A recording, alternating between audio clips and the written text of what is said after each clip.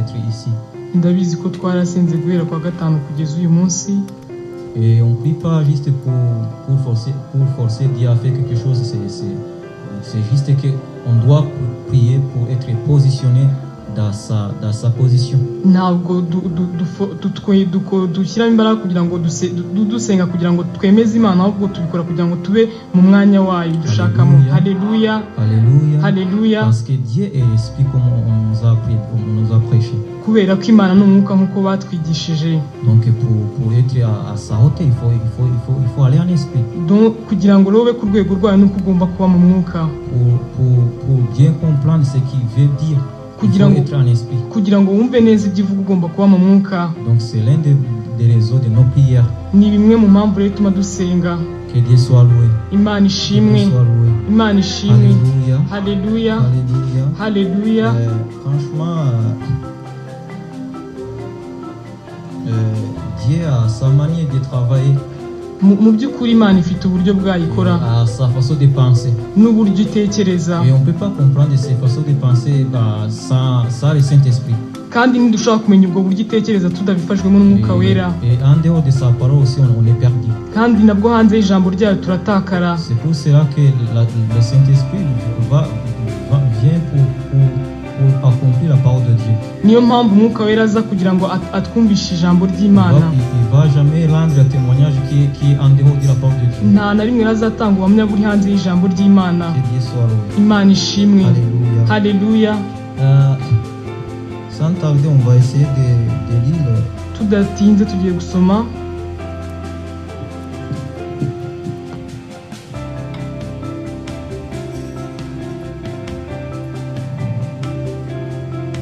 l'épître de Romains.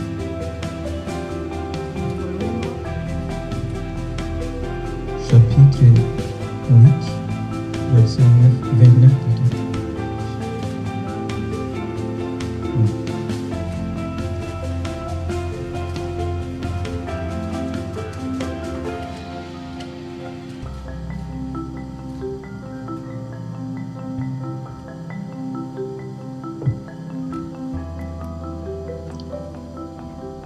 Romains chapitre 8, verset 29.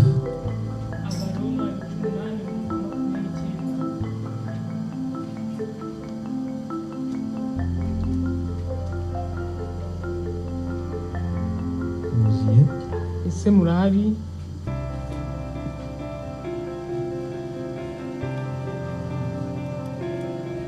Moi j'ai le Kinyarwanda, donc Claudine va essayer de lire en français. En effet, ceux qu'il a connus d'avance, il les a aussi prédestinés à devenir conformes à l'image de son Fils, afin que celui-ci soit les premiers-nés d'un grand nombre de frères. Je continue. Ouais, c'est ça. Urabona kuko abo yamenye kera yabatoranije kera gushushanywa ishusho y'umwana wayo kugira ngo abe imfura muri bene se benshi. On va aussi lire dans l'épître d'Éphésiens chapitre 2. Tugiye gusoma mu Efeso ibice bibiri. Éphésiens chapitre 2 verset 10. Abefeso ibice bibiri umurongo wa 10.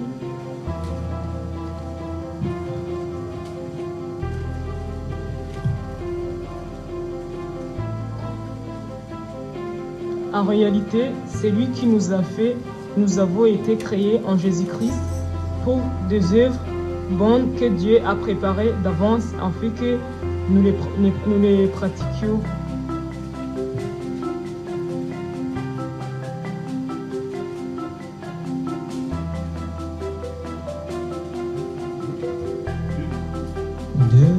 Abefeso ibice bibiri umurongo wa 10. Uko turi abo yaremye ituremeye imirimo myiza muri Kristo Yesu.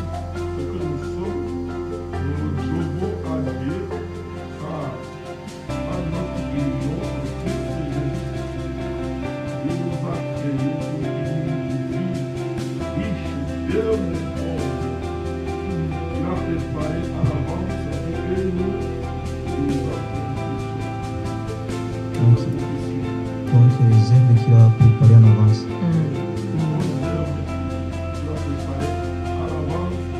Avec que nous les accomplissions.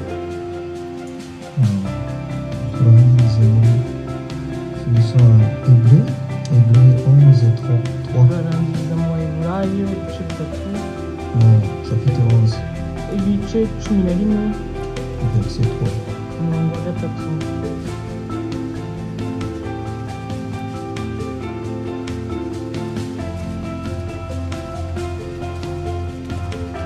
Par la foi, nous comprenons que l'univers a été formé par la parole de Dieu, de sorte que le monde visible n'a pas été fait à partir des choses visibles. Kwizera niko kutumenyesha yuko isi yaremwe ijambo ry'Imana, nicyo cyatumye iboneka bitaremwa mu bigaragara. Amen. Amen.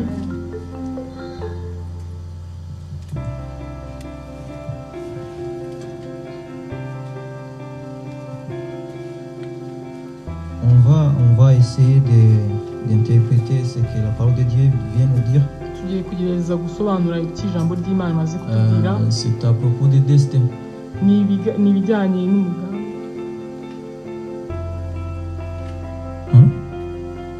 Ibizaba.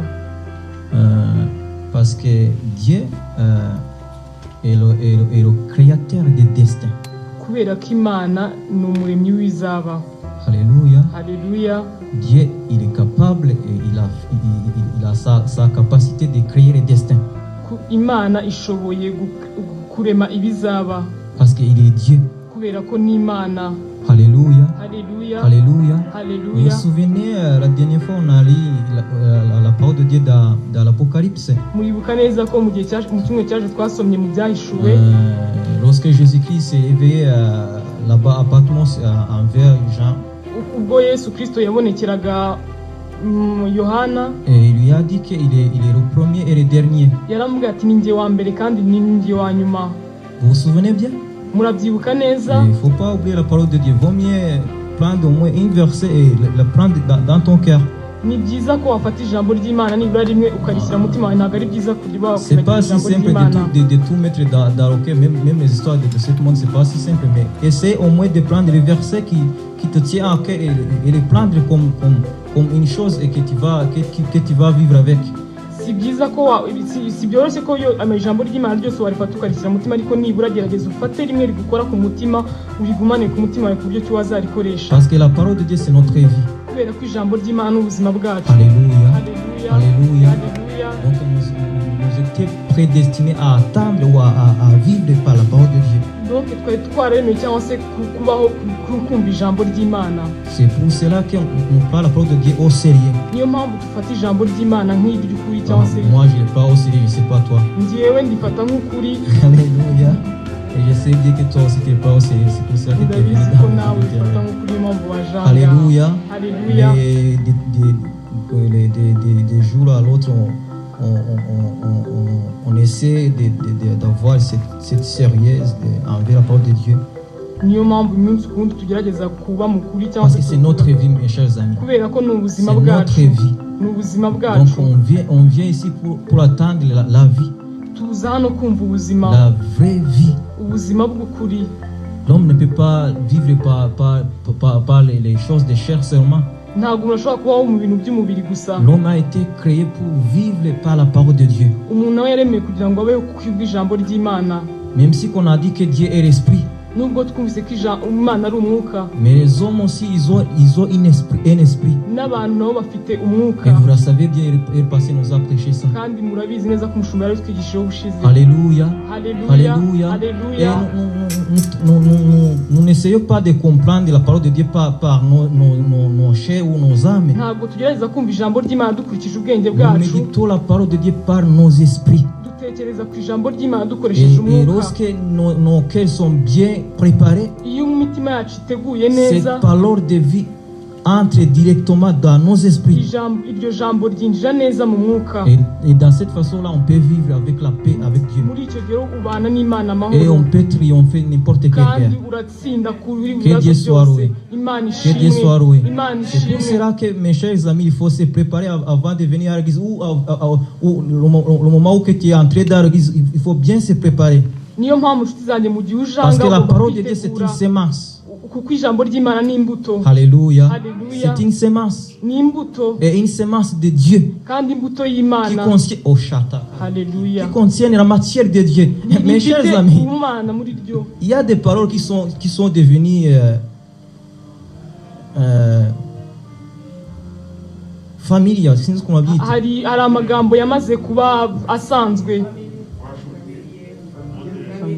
Ah oui, il y a des mots qui sont devenus familiers. Hari amagambo yamaze kuba Et asanzwe. lorsqu'on dit la parole de Dieu est une sémence, oh, sémence. Tuvuga ngo ijambo ry'Imana n'imbuto tukumva ko ari ibisanzwe, Mais ça, c'est du sérieux. ariko mu by'ukuri biba bikomeye, Parce que l'apôtre Pierre a dit que nous sommes nés par une sémence incorruptible. kubera ko intumwa Paul yaravuze ngo ntabwo turi imbuto ibora. L'apôtre Pierre, pardon, Petero il a dit qu'on a été nés par une sémence incorruptible. yavuze ko turi imbuto twabyawe n'imbuto itabora. Alléluia. Haleluya. Qui est la parole de Dieu. Ari ryo jambo ry'Imana. Donc on a une connexion,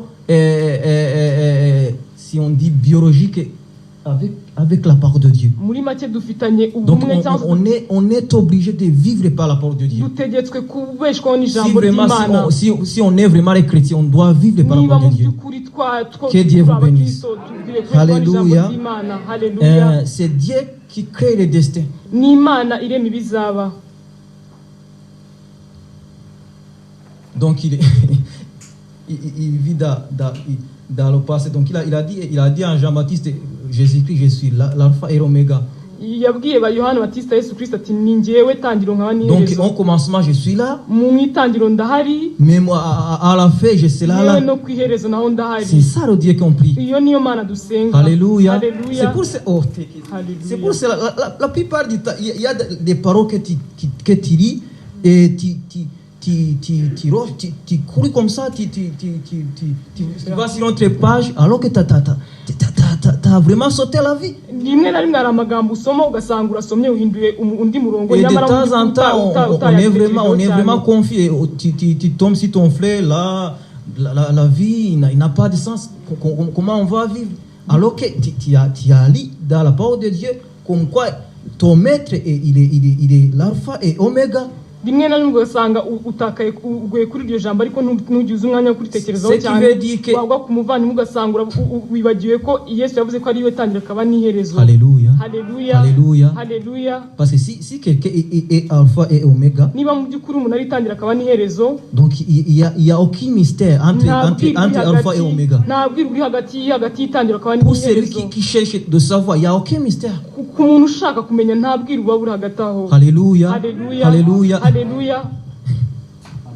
Oh, alléluia. C'est un Dieu qui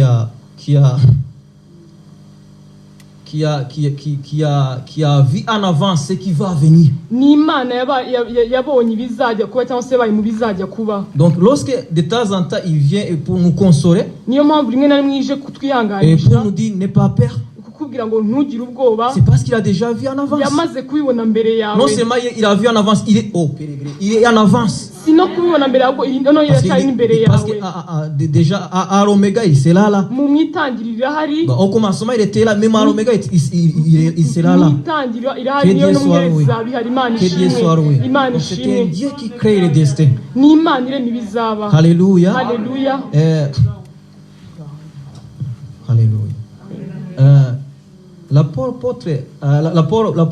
Paul a essayé d'écrire aux Romains, et il a dit que ce qu'il a connu en avance, il les a prédestinés d'être à l'image de son fils unique. Ko abo yamenye kera yabatoranirije kuzasa n'ishusho y'umwana w'Imana. Alléluia. Haleluya. Donc il y a pas un jet de hasard. Ntago byayitunguye. Lorsque quelqu'un se trouve dans la maison de l'Éternel iyo umuntu yisanze mu nzu y'Imana et être compté parmi les chrétiens, akaba abarirwa mu bakristo, c'est pas un jeu de hasard. ntabwo Ça veut dire qu'il a été prédestiné à être un chrétien. kuvuga ko byari byarategetswe ko De azaba mu temps en temps, bakristo. on a même peur d'interpréter ce genre de vocabulaire parce que c'est un peu compliqué de dire que quelqu'un a été prédestiné, mais c'est la parole de Dieu. rimwe na rimwe tugira ubwoba bwo kuba twabitangaza cyangwa se ngo tubivuge, ariko mu by'ukuri biba byanditswe Parce que mes n'ijambo chers amis, ry'Imana. vous pouvez grandir dans une famille chrétienne bavandimwe ushobora gukurira mu muryango w'abakristo, et ton frère ou ton umuvandimwe sœur wawe cyangwa se peut mushiki choisir wawe de suivre la christianisme, agahitamo kujya mu bukristo, l'autre choisit d'être musulman, je sais pas quoi. undi agahitamo kuba umusilamu cyangwa se ikindi, Alors que vous êtes nés des mêmes parents. kandi mwaravutse ku babyeyi bamwe. Est-ce que c'est vrai ou pas? Si byo cyangwa nibyo? Mais Dieu, il a investi dans cet royaume, dans cet évangile.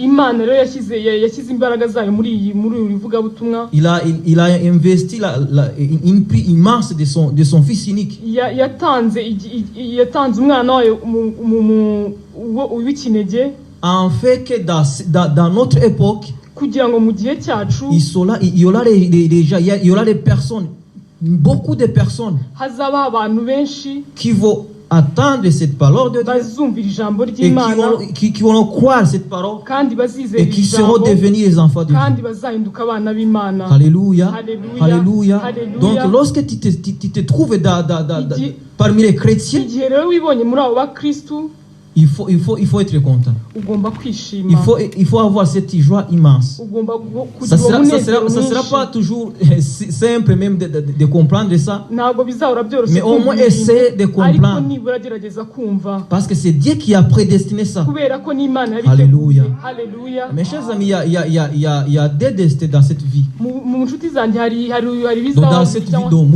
il y a des sortes de destins. hari uburyo bubiri bw'ahazaza Il y h'umuntu. a un destin que tous les hommes peuvent créer, tous les hommes, tous les humains peuvent créer leur destin.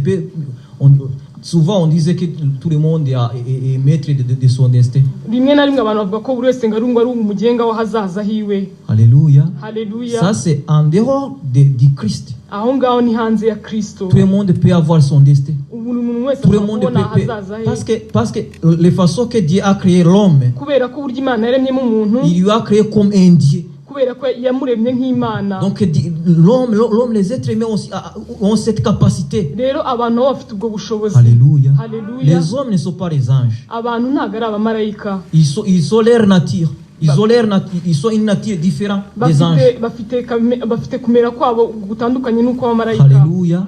Les Haleluya. anges sont les esprits comme on nous a expliqué. Abamarayika ni imyuka nk'uko Ils badusobanuriye. sont créés de leur manière avec leur hari puissance. uburyo bwabo baremwemo n'imbaraga Mais zabo. l'homme aussi, Ariko umuntu nawe il a été créé dans ces manières uniques.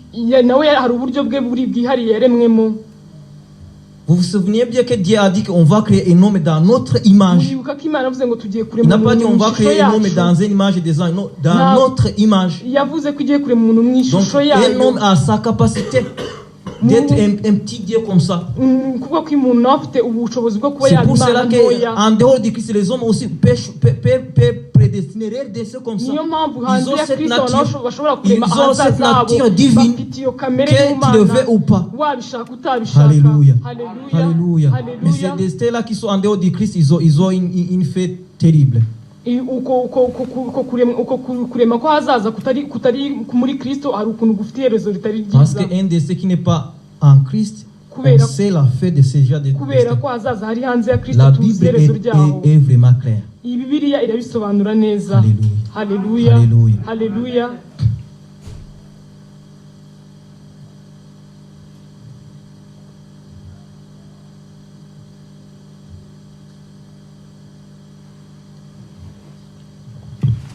Vous pouvez dire, donc Dieu n'est pas fidèle.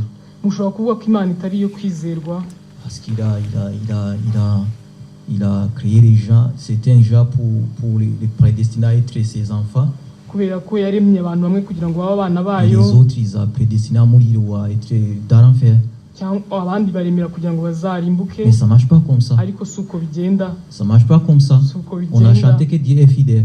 Twaririmbye ko Imana ariyo kwizerwa. Alléluia. Haleluya. Alléluia.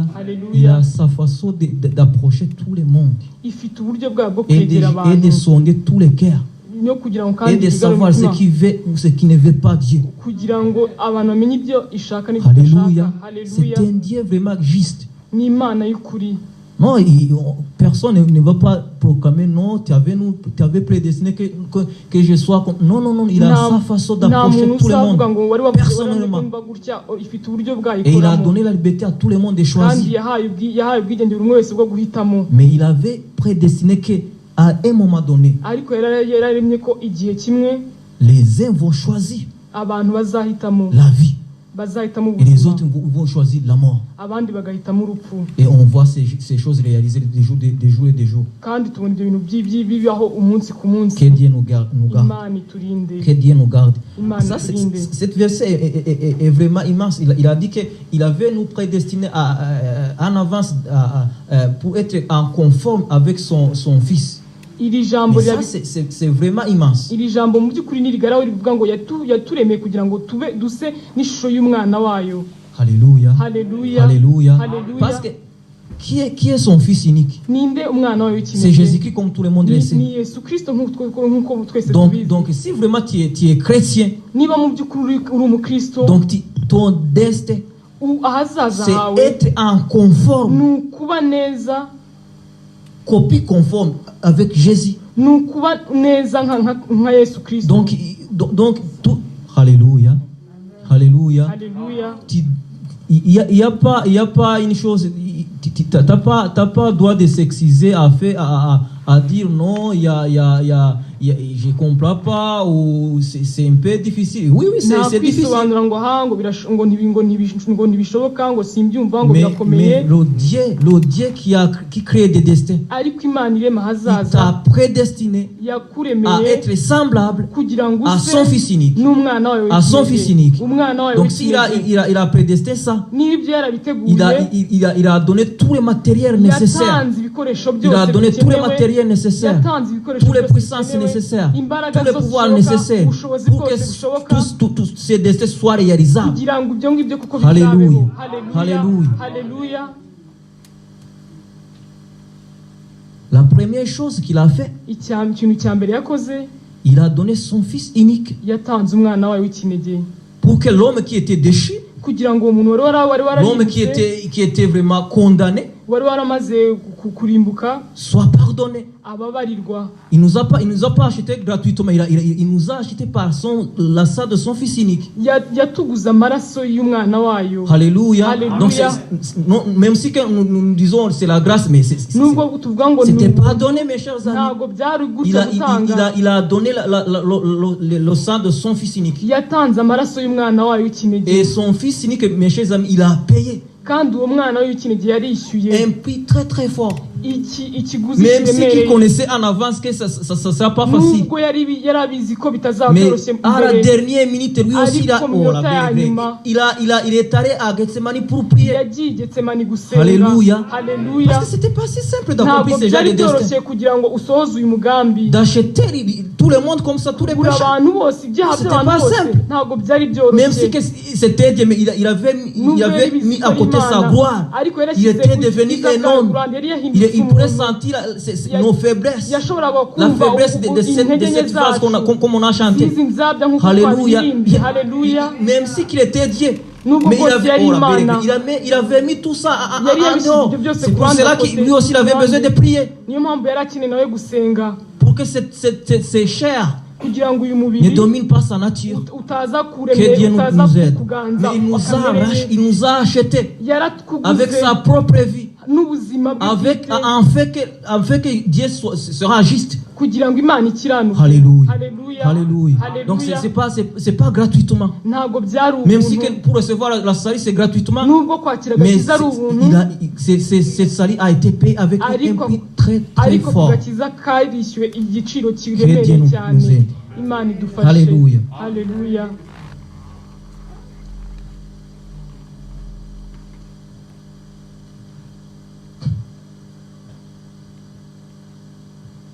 En Éphésiens chapitre 2, Paul a essayé d'interpréter les mêmes choses.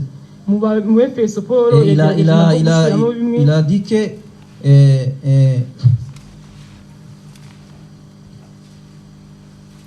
en réalité, celui qui nous a fait, nous avons été créés en Jésus-Christ pour des œuvres bonnes que Dieu a préparées en avance, hein, oui.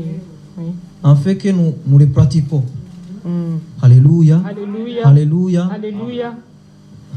Il y a de temps en temps déjà ces ramantes et disent lorsque la vie commence à devenir un peu dure, hari abantu bakunda kuvuga iyo ubuzima butangiye gukomera comment ça se fait que je suis né dans cette époque-là? ati ni bishoboka ni gute bishobora ko Peut-être que navutse ça muri aurait kino pu gihe être préférable de naître dans l'époque de l'église primitive. iyo mvuka mu Là où matorero les y'abambere choses c'était un peu facile, il n'y avait pas de ibintu byari confusion, il n'y avait byoroshye pas. nta Il gushidikanya y avait kurimo vraiment, il y avait une vie vraiment paisible, hari peut-être. ubuzima bworoshye Oui, il hari n'y avait pas.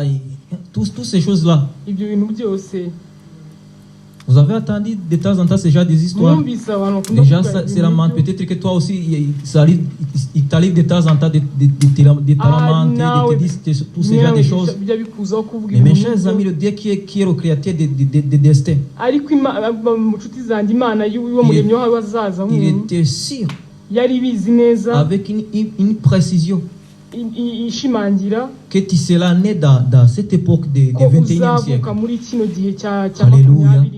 Alléluia. Pour Dieu, c'est plus simple. Il aurait préféré de te faire venir dans ce monde peut-être en 1860 comme ça. ku mana byari kubera ko hari Mais uvuka non, il a préféré que ariko yashimye ko tu sois né dans le 21e siècle. uvuka mu kinyejana cya makumyabiri na Alléluia. rimwe. Alléluia. Donc, c'est pas un jeu de hasard. ntabwo Mes chers byayitunguye amis, lorsque tu nais dans une famille simple, avec le parent et la papa et la maman, d'une façon regarde, iyo uvutse mu muryango tu w'abana peux trouver que ça c'est normal, la vie c'est choisi d'une façon paisible. wibwira ko ubuzima nyine bworoshye Mais ariko il y a les enfants qui naissent dans une réunion vraiment catastrophique. hari abana ariko mu by'ukuri hari abana bavuka mu buryo budakwiriye. Vous savez bien que ça arrive de temps urabizi en ko temps. bijya bibaho Dans notre pays, il y avait une jeune aussi. Il y a des enfants qui ont né dans ce genre de situations. Les mamans ont été violées et ils ont donné la naissance aux enfants. bahohotewe. Mais ces genres d'enfants, ces genres d'enfants qui sont nés dans ces genres de réunions, ariko aba bana bavutse muri ubwo buryo lorsqu'ils se bw'ihohoterwa retrouvent dans le christianisme, iyo bisanze mu bukristu, même si leur parcours était vraiment chaotique, yewe nubwo urugendo rwabo rutari rwiza, Dieu avait prédestiné qui sera dans cette famille de Dieu. imana iba yarateguye ko bazamura umuryango Tu w'imana. vas recroiser ce genre de personnes. uzahura n'abo bantu, Tu vas commencer à se poser des questions. Comment ça se fait que ces personnes, il a cette vie, cette joie immense,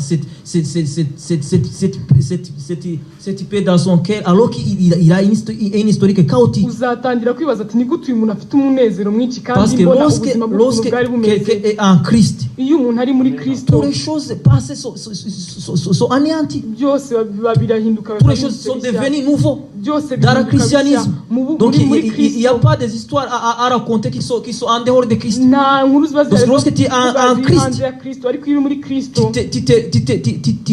tu vas tomber sur ces gens de parole de Dieu. uzahura Qui te dit n'amagambo que tu y'imana étais nk'aya prédestiné à être un enfant de Dieu. akubwira ko wari wararemewe kuba Alléluia. umwana w'imana, Qui te dit que tu étais prédestiné à être en conforme avec Jésus-Christ. ko wari wararemewe gusa n'ishusho Donc, y'umwana w'imana. Il y a des gens qui vont aller en enfer, même ils ont été nés dans de bonnes conditions. nubwo baba baravutse mu buryo Mais bwiza, malgré tous ces parcours, ces genres d'enfants, ils avaient été prédestinés à être les enfants de Dieu. nyuma y'ubwo buzima uwo muntu aba yaraciye muri ugasanga uwo mwana yaremewe kuzaba kuba umwana w'imana.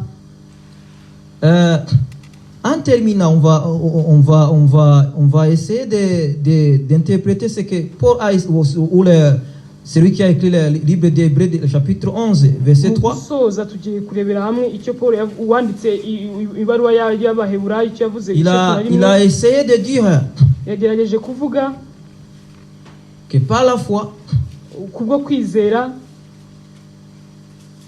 c'est 11, verset 3. Oui, c'est 11 verset 3. 11 verset 3. Nous comprenons que l'univers a été formé par la parole de Dieu. De sorte que le monde visible n'a pas été fait à partir des choses visibles. Alléluia. Haleluya. Donc, c'est par la foi. Toutes les choses qu'on vient de dire, on la comprend par la foi. Ibyo tumaze kuvuga byose tubyumva kubwo kwizera. Alléluia. Haleluya. Même Dieu, on l'a appris par la foi. N'Imana twayizeye On l'a pas vu d'une façon palpable. ntabwo twayibonye Mais mu on a cru en bifatika Dieu. ariko Et on a cette twarayizeye certitude que Dieu kandi existe. dufite kugushimangirwa ko Imana Alléluia. ibaho.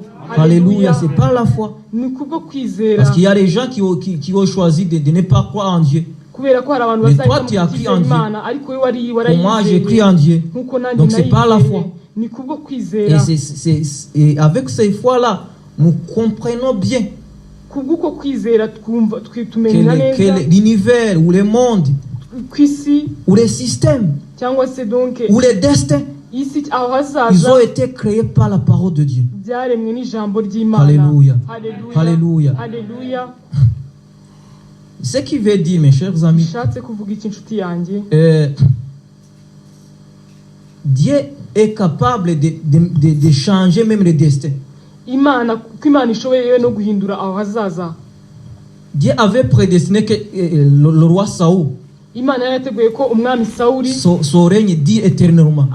ubwami bwe buzahoraho iteka. Chez vous, vous allez pouvoir faire des études, vous allez voir ce qu'il avait nimugera prédestiné. iwanyu muraza kureba ibyo yari yaramuteguriye. Mais Saoul a été dérouté Ariko Sawuli yavuye mu murongo et sa royaume a pris fin. n'ubwami bwe bugira Et David a pris le royaume. Et Dawidi jusqu'à afata maintenant, ubwami. nous savons que le royaume de David a duré. Même si il prédestinait à être le royaume de Jésus. Kandi uyu munsi tuzi ko ubwami bwa Dawidi Ce bwarakomeye qui veut cyane. dire, Bishatse kuvuga iki? même si que tu peux voir que ta vie t'a échappé. Nubwo ushobora kubona ko ubuzima bwawe bushobora kuba bwaragucitse. Même si que parce que tout le monde a des rêves, Kubera ko buri muntu wese agira inzozi, a des plans, agira gahunda, a des projets. Et de temps en temps sont réalisables ou pas. rimwe na rimwe bicamo cyangwa se Mais n'ibicoro Dieu, notre Dieu, ariko Imana yacu est le maître des destins. niwe mugenga C'est lui qui crée les destins. niwe urema Il est hazaza. capable de recréer un destin qui était dérouté. Ashoboye kongera kuba yarema hazaza Alléluia. Il est capable, oh mon cher, il est capable. Alléluia. arashoboye. Il est capable, il a cette capacité de même recréer un destin qui était détruit. Imana ishoboye kongera kuba yarema aho hazaza hari harasenyutse. Alléluia. Haleluya. Alléluia. Haleluya. Ce qui veut dire, there is nothing to it. Na gukererwa kuma. Nta gukererwa. Dieu n'est Alléluia. pas en retard. Alléluia. Alléluia. Une fois, il avait dit à Marthe et Marie que Lazare il va vivre. Igihe kimwe Yesu yabwiye Mariya na Marita ko Lazara azabaho. Mais pourtant il était mort. Nyamara Et yarapfuye. ça faisait 4 jours. Byari maze kuba iminsi Mais parce que ine. Jésus, il savait ce qu'il a dit. Kubera ko Yesu Déjà en yari avance, yavuze, il avait dit que cette maladie, c'est pas pour la mort comme ça, c'est pour la gloire de Dieu. kuko na mbere yari amaze kuvuga ko iyi ndwara atari yo kumwica ahubwo no kugira ngo Imana Il savait ce qu'il avait dit. yari azi ibyo Parce yavuze. que Jésus, il savait ce qui est son Père. Kubera ko Yesu yari azi Et uwo il marchait data dans le we, pas de son Père. kandi Et yagenderaga il était né pour accomplir son œuvre. kandi yari yararemewe Il savait ce qu'il avait kugira ngo prononcé avant. asohoze gushaka kw'Imana. Yari Alléluia. yaravuze. Alléluia. Alléluia. Il les a bien déclarés. Il a dit, je suis la résurrection et la vie. yarabwiye ko ari ngiye kuzuka n'ubuzima. Donc, si quelqu'un a cru en moi, même si qu'il est mort, il pourra être vivre. iyi niyo umuntu yaba yarapfuye C'est anyizeye ça Dieu azabaho. qu'on crie, mes chers amis. niyo Mana twizeye. C'est Dieu qu'on a cru. niyo mana twizeye dans n'importe quelle situation, mu ngorane izo arizo zose, dans ce monde un peu déchu et confus.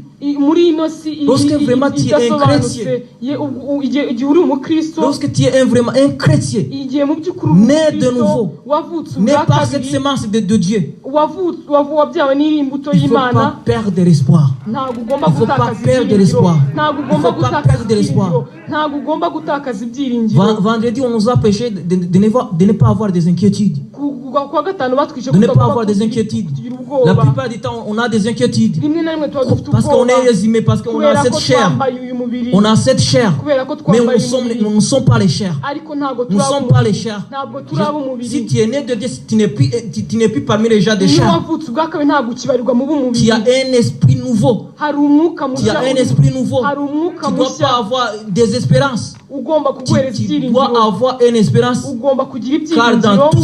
dans tous ces genres de situations, Muri buri Dieu est kimwe capable byose, de créer Imana un destin irashobora déchu. kongera kurema ahazaza Il est capable de h'abasenze. recréer un destin qui avait dérouté.